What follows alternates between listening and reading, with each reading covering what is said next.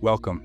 You're listening to Still Mind Suttas, where we explore early Buddhist teachings in a quiet, reflective way and consider how they speak to life as we're living it now.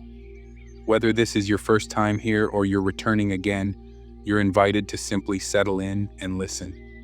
In this episode, we'll reflect on the Shorter Elephant Footprint Simile, a discourse that looks at how real understanding and confidence develop, not all at once, but step by step, through lived experience. Rather than asking us to believe blindly, this teaching invites careful observation, patience, and discernment.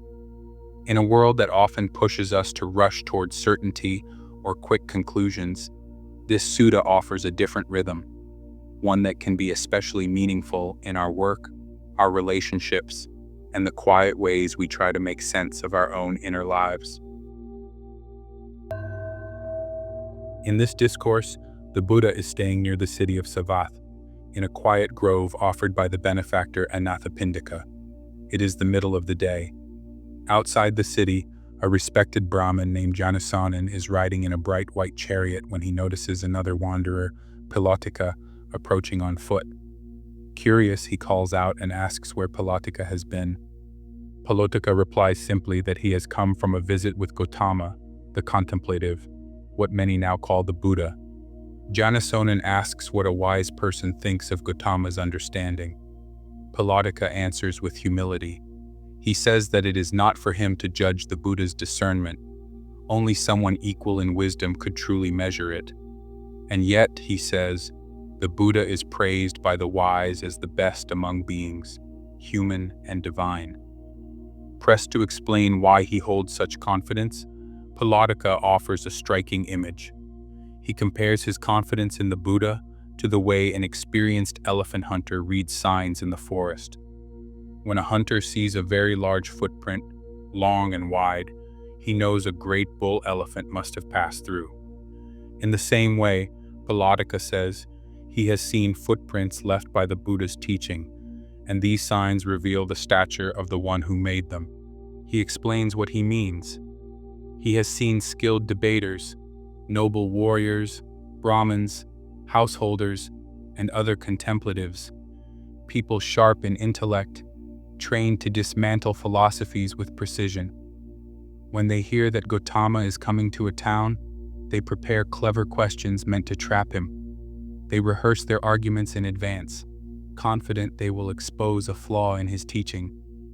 But when they meet the Buddha, something unexpected happens. Instead of being drawn into debate, they hear a teaching that instructs, urges, and encourages them. They find themselves so deeply affected that they forget their prepared questions altogether. Far from refuting him, many of them end up asking to become his disciples. Some even leave behind their former lives and attain deep realization. Seeing this happen again and again, Pilotika says, is like seeing a massive footprint in the forest.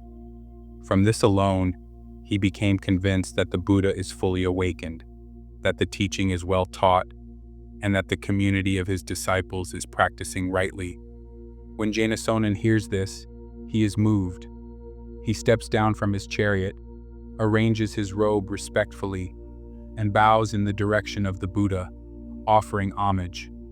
Later, he goes to meet the Buddha in person and recounts the entire conversation. The Buddha listens carefully. Then he responds in a gentle but precise way. He says that the elephant footprint simile is useful, but it is not yet complete.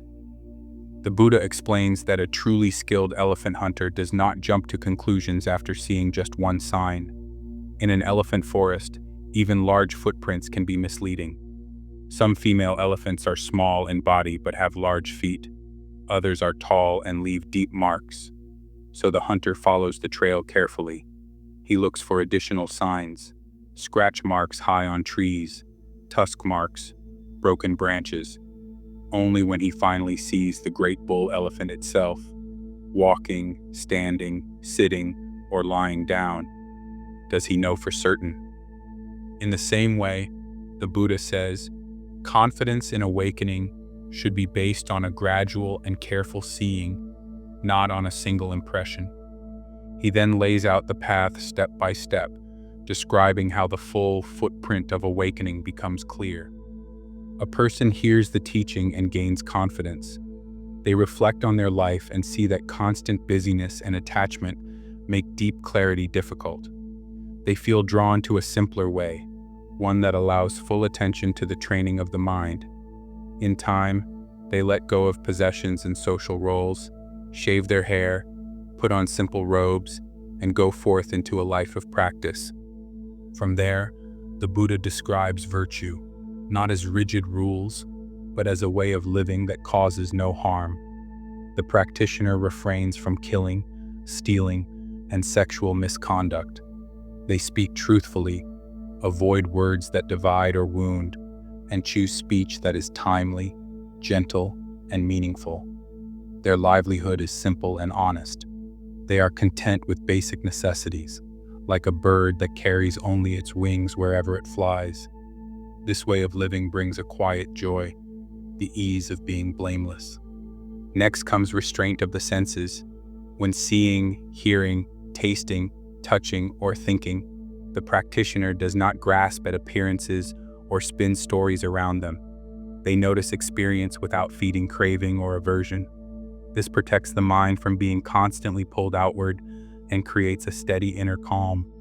Mindfulness follows naturally. Whether walking, standing, eating, speaking, or remaining silent, the practitioner knows what they are doing as they are doing it.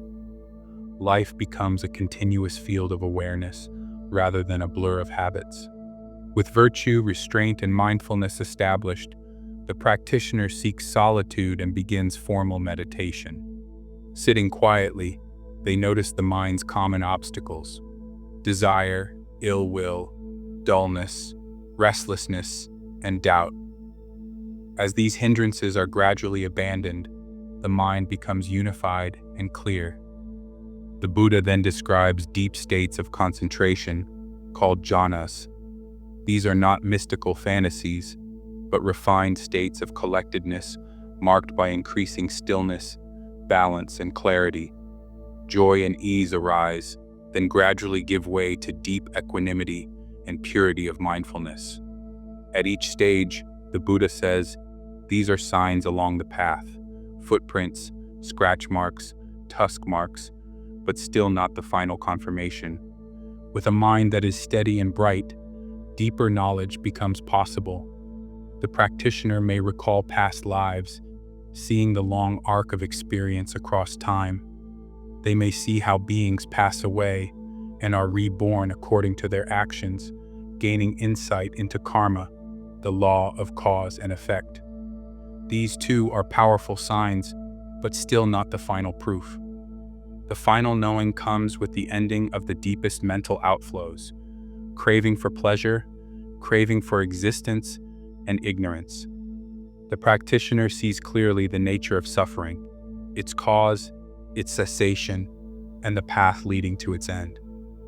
When these outflows are fully exhausted, the heart is released. There is a simple, unshakable knowing: the task is finished. Nothing further needs to be done. This, the Buddha says, is where the elephant is finally seen. This is where confidence is complete and unshakable. Hearing this, Janasonan is overwhelmed with clarity and gratitude. He compares the Buddha's teaching to turning something right side up, to lighting a lamp in the dark so that those with eyes can see. He declares his trust in the Buddha, the teaching, and the community of practitioners, taking refuge for the rest of his life. For us today, this teaching invites patience and humility. It reminds us not to rush to conclusions about wisdom, our own or others. The path unfolds gradually. Ethical living, careful attention, and steady practice are not small things. They are the visible tracks that awakening leaves behind. Rather than chasing dramatic experiences, we are encouraged to follow the trail carefully, step by step, until clarity reveals itself, not as an idea, but as something directly known. As we come to the end of this reflection, the heart of this sutta remains simple and steady. Deep confidence doesn't come from a single insight, a clever argument, or a dramatic moment. It grows gradually as our actions, attention, and understanding begin to align. Like following footprints through a forest, we learn by staying close to the path and seeing for ourselves what holds up over time. You might take this teaching into daily life by noticing where you're tempted to rush to conclusions about yourself, about others, or about your practice. What happens if you slow down and gather a little more evidence through patience, ethical care, and mindful attention? Even small moments of clarity count as part of the trail. If these reflections are supportive, you're welcome to return and continue exploring the suttas together here on Still Mind Suttas. May your practice unfold at its own natural pace, guided by curiosity, steadiness, and care.